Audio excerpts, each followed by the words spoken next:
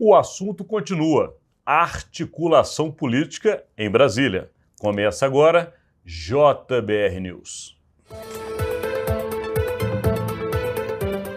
Rodolfo, eu acho que esses poucos anos de Brasília de cobertura política têm nos mostrado realmente os caminhos que preocupam quem está no meio.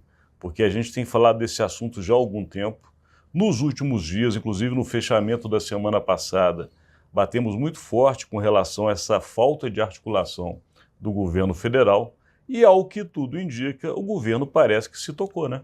Se tocou, né? O presidente Lula chegou da Inglaterra e a primeira coisa que fez foi uma reunião lá no Palácio do Planalto para discutir essa questão. Então chamou ali o ministro das Relações Institucionais, Alexandre Padilha, o ministro da Casa Civil, Rui Costa, os líderes na Câmara, no Senado, para tratar exatamente disso. O que aconteceu na semana passada? O governo teve uma derrota importante, a gente já comentou ela aqui, na questão do marco do saneamento.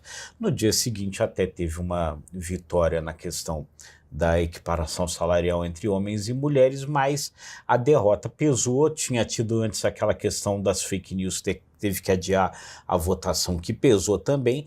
O Lula, preocupado com isso, chamou a turma lá para conversar e ver o que precisa fazer para azeitar essa relação política. E a gente sabe, essa forma de azeitar a relação política em Brasília é feita de duas maneiras. A primeira é com cargos, a segunda é com dinheiro, e dinheiro de verba pública. Então, ou seja, não tem muito segredo.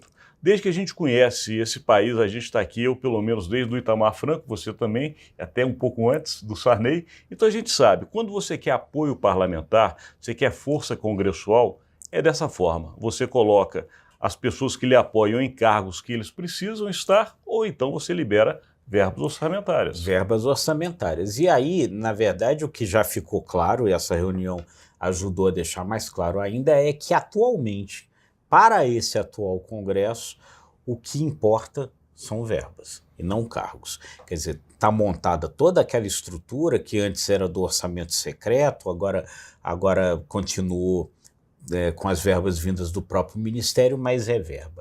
E aí, uma das análises feitas lá, segundo eu apurei, Alexandre, foi no seguinte sentido. O cenário no Congresso está mais complicado nesse momento porque os deputados e os senadores estão fazendo pressão por essas verbas visando a eleição municipal do ano que vem, ou seja, dinheiro para poder financiar as campanhas municipais do ano que vem. Então daí apertaram ali em cima do governo. E é importante a gente ressaltar o que também já estamos falando aqui há muito tempo, que dessa vez a diferença básica é que existe um comandante de Congresso Nacional. Porque antes os governos conversavam com seus líderes, ou seja, líderes de bancada, líderes de grupos partidários, líderes dos mais diferentes aspectos que existem no Congresso Nacional. Hoje só se conversa com uma pessoa. Primeiro se vai Arthur Lira. Depois de Arthur Lira, você tem a liberação para conversar. Se quiser atravessar Arthur Lira, o problema fica sério. Exatamente. O Arthur Lira concentra isso, né? Na verdade, é ele que faz a distribuição das verbas. E o que aconteceu? Havia um acerto feito ainda no final do ano passado para a liberação das verbas, depois que o Supremo mudou a regra com relação à questão do orçamento secreto, havia um acerto de que esse dinheiro iria sair das verbas dos ministérios e houve um atraso.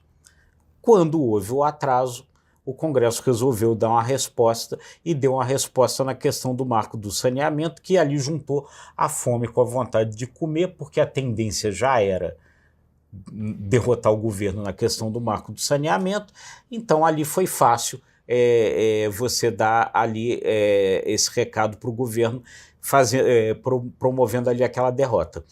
E agora o governo, então, avalia como é que isso vai ficar para as questões posteriores e chegou à conclusão de que, se não azeitar esse troço, o negócio vai dar problema. Agora que o governo não se iluda, porque também não é só verba, não. Lembra o mensalão? Quando o governo do próprio PT achou que o negócio era relacionar o Congresso com liberação de dinheiro, inclusive compra direta de parlamentares, deu no que deu. Portanto, que o governo saiba, na experiência que já teve no passado, de como agir com o Congresso. Tem o Arthur Lira, que é um cara forte e não é muito fácil de se negociar. Tem os parlamentares com a velha sede e fome por verbas, mas também tem um afago. Se o governo não souber como conversar e como tratar os parlamentares nos anseios que eles têm, o preço vai ficar tão caro que vai chegar uma hora que vai faltar orçamento. É isso aí. E aí você lembrando da questão do mensalão, né?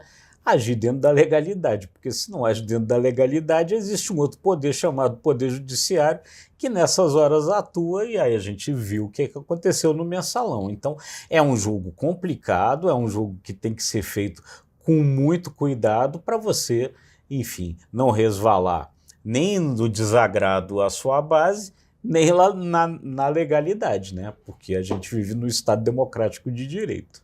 O interessante para quem cobre política, e nós dois gostamos do que a gente está fazendo aqui, é justamente que o jogo começou. Esse é o jogo de Brasília, esse é o jogo do Congresso. Agora vamos ver realmente se vai dar resultado. A gente vai saber isso na próxima votação de interesse do governo. Vamos aguardar. Daqui hoje a gente encerra esse conteúdo, porque o nosso tempo acabou, mas agradecemos a sua audiência. É isso aí, acompanhe os próximos capítulos e sempre dando um like ali se você gosta do nosso conteúdo. Até amanhã.